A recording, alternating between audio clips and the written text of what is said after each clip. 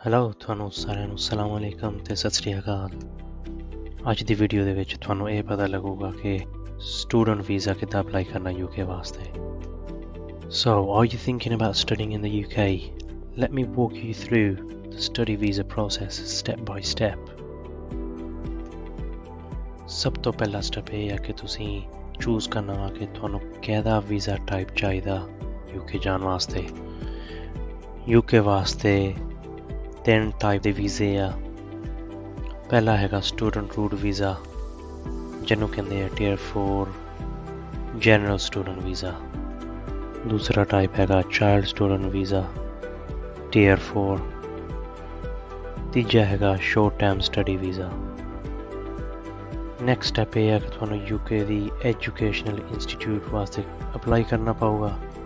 ਜਦੋਂ ਤੁਸੀਂ ਇੰਸਟੀਚਿਊਟ ਨੂੰ ਅਪਲਾਈ ਕਰ ਲਿਆ, ਫਿਰ ਤੁਹਾਨੂੰ ਇੰਸਟੀਚਿਊਟ ਵੱਲੋਂ ਕਨਫਰਮੇਸ਼ਨ ਰਿਸੀਵ ਹੋਊਗੀ, confirmation of acceptance for studies, ਜਿਹਨੂੰ ਕਹਿੰਦੇ ਆ CAS ਲੈਟਰ।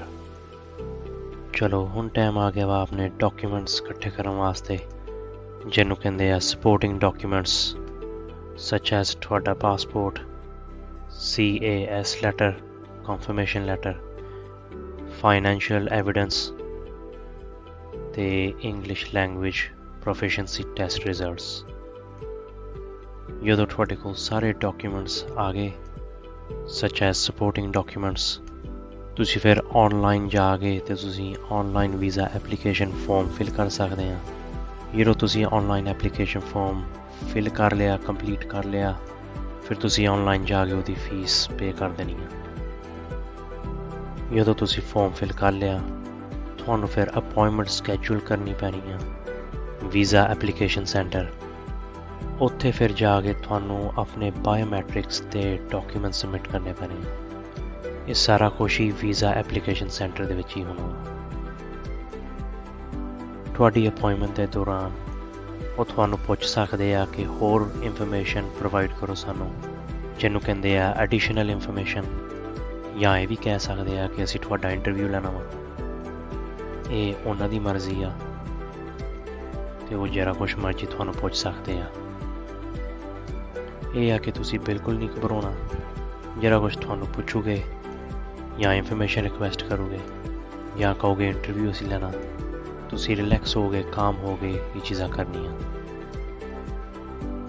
ਤੁਹਾਡੀ ਅਪਾਇੰਟਮੈਂਟ ਤੋਂ ਬਾਅਦ ਤੁਹਾਡੀ ਐਪਲੀਕੇਸ਼ਨ ਪ੍ਰੋਸੈਸ ਕੀਤੀ ਜਾਊਗੀ ਤੇ ਤੁਹਾਨੂੰ ਨੋਟੀਫਾਈ ਵੀ ਕਰੋਗੇ ਜੇ ਹੋਰ ਵੀ ਐਕਸਟਰਾ ਐਡੀਸ਼ਨਲ ਡਾਕੂਮੈਂਟਸ ਦੀ ਜ਼ਰੂਰਤ ਆ, ਇਹ ਚਾਹੀਦੇ ਆ।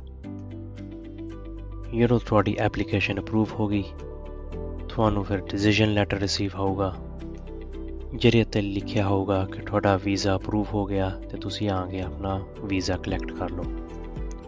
ਜੇ ਤੁਹਾਡਾ ਐਪਲੀਕੇਸ਼ਨ ਨਹੀਂ ਅਪਰੂਵ ਹੋਇਆ, ਤੁਹਾਡੇ ਡਿਸੀਜਨ ਲੈਟਰ 'ਤੇ ਸਿੱਧਾ ਡਿਕਲਾਈਨ ਲਿਖਿਆ ਹੋਊਗਾ, ਜਿਹੜਾ ਮਤਲਬ ਇਹ ਹੈ ਕਿ ਤੁਹਾਡਾ ਵੀਜ਼ਾ ਨਹੀਂ ਲੱਗਿਆ ਹੈਗਾ। ਜੇ ਤੁਸੀਂ ਆ ਪ੍ਰੋਸੈਸ ਫੋਲੋ ਕਰੋਗੇ ਸਹੀ ਤਰੀਕੇ ਦੇ ਨਾਲ ਤੇ ਸਾਰੇ ਡਾਕੂਮੈਂਟਸ ਜਿਹੜੇ ਸਪੋਰਟਡ ਡਾਕੂਮੈਂਟਸ ਆ ਸਾਰੇ ਸਬਮਿਟ ਕਰੋਗੇ, ਫਿਰ ਤੁਹਾਨੂੰ ਕੋਈ ਘਬਰਾਉਣ ਦੀ ਜ਼ਰੂਰਤ ਨਹੀਂ ਹੈਗੀ ਤੇ ਤੁਹਾਡਾ ਵੀਜ਼ਾ ਲੱਗ ਸਕਦਾ ਵਾ ਤੇ ਅਪਰੂਵ ਹੋਣ ਦੇ ਚਾਂਸਿਸ ਵੀ ਬਹੁਤ ਆ।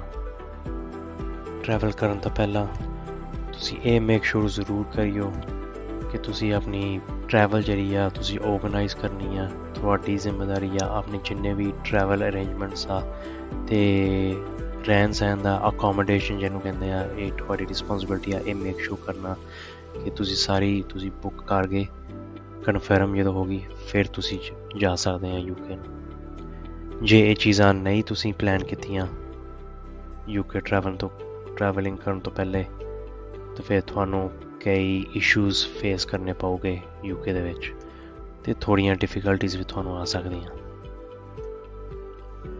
ਜਦੋਂ ਤੁਸੀਂ UK ਪਹੁੰਚ ਗਏ ਸੇਫਲੀ, ਤੁਹਾਨੂੰ ਫਿਰ ਇੱਕ ਲੈਂਡਿੰਗ ਇੰਟਰਵਿਊ ਕਰਨਾ ਪਊਗਾ ਤੇ ਫਿਰ ਤੁਹਾਨੂੰ ਆਪਣੇ ਬਾਇਓਮੈਟ੍ਰਿਕ ਰੈਜ਼ੀਡੈਂਸ ਪਰਮਿਟ ਕਲੈਕਟ ਕਰਨਾ ਪਊਗਾ। ਆਈ ਹੋਪ ਕਿ ਤੁਹਾਨੂੰ ਮੇਰਾ ਵੀਡੀਓ ਪਸੰਦ ਆਇਆ। ਥੈਂਕਸ ਫॉर ਵਾਚਿੰਗ ਤੇ ਮੇਰੇ ਚੈਨਲ ਨੂੰ ਲਾਈਕ ਤੇ ਸਬਸਕ੍ਰਾਈਬ ਕਰਨਾ ਨਾ ਭੁੱਲਿਓ।